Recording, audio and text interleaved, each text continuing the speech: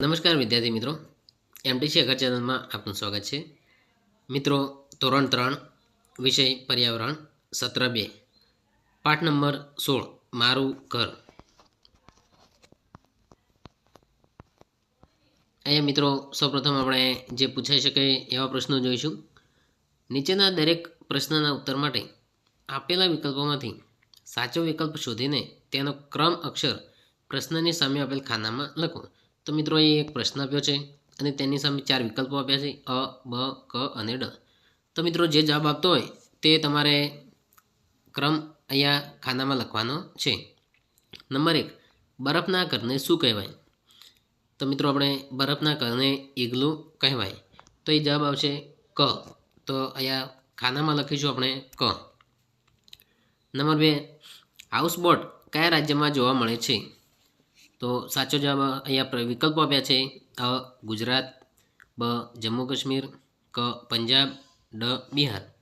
તો સાચો જવાબ આવશે જમ્મુ કાશ્મીર. એટલે અહીંયા આપણે સામે આપેલા ખાનામાં લખીશું બ. નંબર 3, બહુમાળી મકાનમાં ઉપર જવા માટે શાની વ્યવસ્થા હોય છે? વિકલ્પો આપ્યા છે: અ, રોપવે, બ, પગથિયા, ક, લાકડાની સીડી, ડ, લિફ્ટ. તો સાચો જવાબ આવશે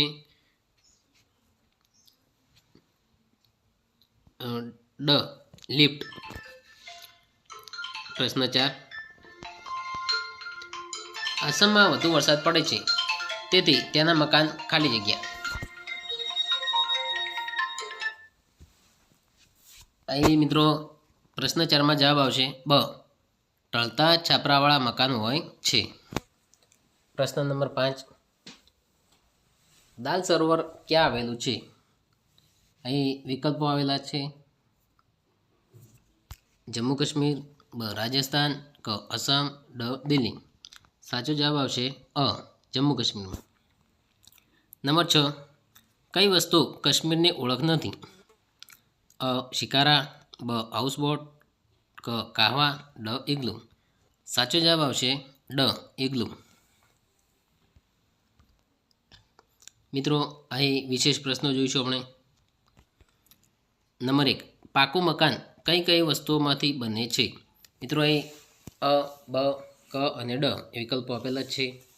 અહીં સામે જવાબ પણ આપેલો છે. તો આ રીતે તમારે જવાબ લખવાનો રહેશે. સાચો જવાબ આવશે બ, સિમેન્ટ, રેતી અને લોખંડ. નંબર 2, આસામમાં જ્યાં વધુ વરસાદ પડે છે ત્યાં લોકો ઘરમાં જવા માટે શાનો ઉપયોગ કરે છે? સાચો જવાબ આવશે ક, લાકડાની સીડી.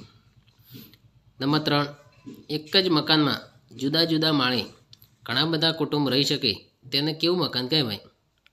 સાચો જવાબ આવશે બ, બહુમાળી મકાન. નંબર 4, મકાનના સૌથી નીચેના ભાગને શું કહેવાય? જવાબ આવશે અ, ભોંયતળિયું. નંબર 5, સરોવરમાં સહેલગાહ માટે નાવડીમાં બનાવેલા ઘરને શું કહેવાય? જવાબ આવશે ક, હાઉસબોટ. નંબર 6, કાચા મકાનની દિવાલો શાની બનેલી હોય છે? જવાબ આવશે ડ, લીંપણ માટીની. નંબર 7, ભારતના કયા રાજ્યમાં વર્ષમાં મોટાભાગના દિવસોમાં વરસાદ પડે છે? જવાબ આવશે ડ, અસમ. નંબર 8, પર્વતીય પ્રદેશ પર આવેલું સ્થળ કયું છે? જવાબ આવશે બ, મનાલી. નંબર 9, ઇગ્લુ શું છે? જવાબ આવશે ક, બરફનું ઘર. જે બરફનું ઘર હોય તેને ઇગ્લુ કહેવામાં આવે છે. પ્રશ્ન નંબર 2, યોગ્ય શબ્દ વડે નીચેના દરેક વિધાનમાં ખાલી જગ્યા પૂરો. મિત્રો અહીં ખાલી જગ્યા છે, જ્યાં પણ આપેલા છે. નંબર 1, કચ્છમાં લોકો ઠંડી, ગરમી અને વરસાદથી બચવા માટે ખાલી જગ્યા નામનું મકાન બનાવે છે. તો એ જવાબ આવશે ભૂંગો. કચ્છમાં જે મકાન બનાવે છે તેને ભૂંગો કહેવામાં આવે છે. નંબર 2, વધુ વરસાદવાળા વિસ્તારના મકાનો ખાલી જગ્યાના બનાવવામાં આવે છે. તો વધુ વરસાદવાળા વિસ્તારમાં મકાનો લાકડાના બનાવવામાં આવે છે. જવાબ આવશે લાકડા. નંબર 3, બરફના ઘરને ખાલી જગ્યા કહેવામાં આવે છે. તો જવાબ આવશે ઇગ્લુ. બરફના ઘરને ઇગ્લુ કહેવાય. નંબર 4, બદામ અને ઇલાયચી સાથેના કાશ્મીરના પીણાને ખાલી જગ્યા કહેવામાં આવે છે. જવાબ આવશે કાહવા. નંબર 5, જે મકાનનું ભોંયતળિયું અને દિવાલો માટી, લીંપણ કે છાણની બનેલી હોય તેને ખાલી જગ્યા મકાન કહેવાય, તો તેને આપણે કાચું મકાન કહીશું. જવાબ આવશે કાચું.